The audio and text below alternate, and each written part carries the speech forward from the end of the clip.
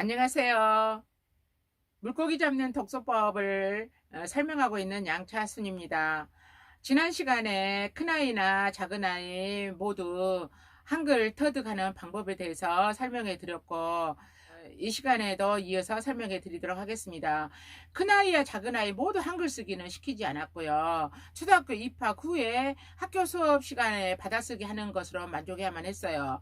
한자는요, 우리나라 모국에는 필수적으로 알아야 한다고 생각했기에 두 아이 모두 초등학교 입학 전에 가르쳤고요. 큰 아이는 한글을 읽는 것도 배우지 않으려고 해서 애를 먹었는지라 쓰기를 시킨다는 것을 엄두도 못 냈어요. 큰 아이가 7살 여름부터 초등학교 입학하기 전까지 국어, 한자, 수학 과목을 학습지로 시켰어요. 나는 절대로 학습지나 과외를 시키지 않겠다고 마음 먹었는데 여동생이 학습지 교사여서 어쩔 수 없이 동생 영업 실적을 올려주려고 시키게 됐어요. 학습지를 풀고 공부하는 것을 너무 싫어해서 국어 학습지를 시킬 때는 선택형 문제를 아이 보고 직접 풀게 했고, 서술형은 아이가 답을 하면 제가 받아 적었어요. 어, 그래도 초등학교 수업 시간에 하는 받아쓰기에서는 철자는 틀리지 않았어요. 책을 많이 읽어서 그런지 한글 철자를 암기한 것 같았었거든요. 큰 아이에게 수학은요, 7살 봄부터 학습지를 시켰는데 내용은 5가지 배우는 것이었는데 아이는 전혀 이해하지 못했어요. 예를 들어서 1 더하기 1은 2, 2 더하기 3은 5 이었는데 아이는 정말 숫자 개념 자체를 이해하지 못했어요. 아이 이런 모습을 지켜보면서요, 제 마음이 슬프면서도 심란했어요. 그렇게 많은 책을 익히고 읽었는데 큰 아이는 숫자를 모르는 것입니다. 큰 아이는요, 숫자에 대한 그런 그 개념이 없는 거예요. 독서 수준은 초등학교 3, 4학년 수준이었는데 숫자를 모르는 그런 아이를 보고 있자니요. 속이 터졌어요. 나는 아이에게 큰 소리치고 아이를 매일 혼냈어요. 제 머리로는 큰 아이가 숫자를 이해하지 못한 것이 납득되지 않았거든요. 나는 7살에 학교에 입학했었고 입학 전에 한글과 숫자 정도는 이미 알고 갔는데 어쩜 제 아이는요, 숫자도 모른다는 생각을 하니까 정말 바보가 아닌가 이렇게 너무너무 걱정을 많이 했어요. 제 아이가 특수검사를 받아보게 하는 것이 아닌가 하고 심각하게 생각도 했고요. 걱정을 많이 했어요. 그 이유인즉 바둑알로 가르쳐 보기도 하고 과일을 줄 때 과일 개수를 세어 보게도 하고 제가 할 수 있는 갖가지 방법을 다 동원했지만 아이는 전혀 알지 못했어요. 이 무렵 이제 과학 만화책을 읽고 프리즘에 대한 부분이 나오면 사진기 사달라고 하고 망원경과 현미경을 사달라고 저르기도 하고 할 때여서 더더욱 이해할 수가 없었어요. 이런 모습 아이를 지켜보면서 아이를 때리기도 했고 울기도 많이 울었어요. 정말 바보라면 어떡하지? 자폐 증세가 어떤 한 분야에만 발달된다고 하더니만 정말 자폐증을 앓은 아이라면 어떡하지? 난 정말 답답했어요. 무섭고요. 그 무렵 큰 아이는요, 유치원에 다녔어요. 근데 학원 유치원이라서 간단한 글자와 숫자를 가르쳤는데 아이는요, 유치원에 가지 않겠다고 날마다 울었어요. 이유인지 공부만 가르친다고 유치원에 가지 않겠다는 것이었습니다. 할 수 없이 유치원을 그만두게 됐어요. 그런 힘들고 반복된 생활과 몇 달 씨름하던 어느 날 큰 아이는요, 숫자의 달인이 된 양, 2 더하기 2는 4, 5 더하기 4는 9, 4 더하기 9는 13, 11 빼기 3은 8, 43 빼기 18은 25, 56 더하기 79는 135, 두 자릿수 덧셈 뺄셈까지 이해하고 풀고요.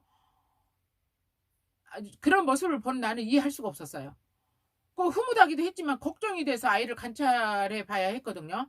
그래서 이제 100단위, 1000단위 덧셈 뺄셈도 시켜봤어요. 그리고 아이에게 설명하라고 했더니요, 정확한 개념을 알고 설명을 했어요.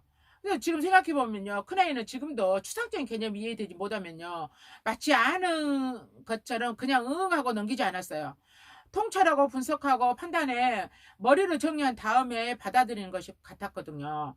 숫자를 단순히 암기만 시켜 가르치려 했던 나의 행동은 아이의 성향을 알지 못하는 무지소치였음을 나중에 알았거든요. 큰 아이는 7살 겨울 이후로 학습지를 중단했어요. 그러니까 학습지는 한 5, 6개월 시켰겠네요. 기계적인 학습은 제 아이에게는 맞지 않는 방법이라는 것을 알았기 때문에 그렇게 했습니다. 동서에게는 미안했지만. 한자는 우리나라 모국어에서는 필수적으로 알아야 했기 때문에 두 아이 모두 초등학교 입학 전에 가르쳤어요. 한자는 처음에는 학습지로 접했지만 한글을 쓰지 않으려고 했던 아이가 한자는요, 그림이라고 생각했는지 색연필을 잘 따라 했습니다. 그렇게 꾸준하게 해서 큰아이는 초등학교 입학 전까지 한 600자 정도 익혔고요. 한자를 익히고 나니까 어휘 실력이 훨씬 향상되었어요. 작은아이는 학습지 자체를 시키지 않았고요. 지금까지 어떤 학원도 가해도 학습지는 시키지 않았어요. 물론 큰아이도 학원에를 보내본 적도 없고요. 다만 이제 시중에 나와 있는 수학 문제지만 고등학교 때까지 풀게 했고요. 큰아이를 통해서 이미 실험을 했기 때문에 작은아이에게는 학습지를 시키고 싶지 않았어요. 작은아이는 큰아이를 거울 삼아 공부를 전혀 시키지 않는 그 초등학교 병설 유치원에 보냈거든요.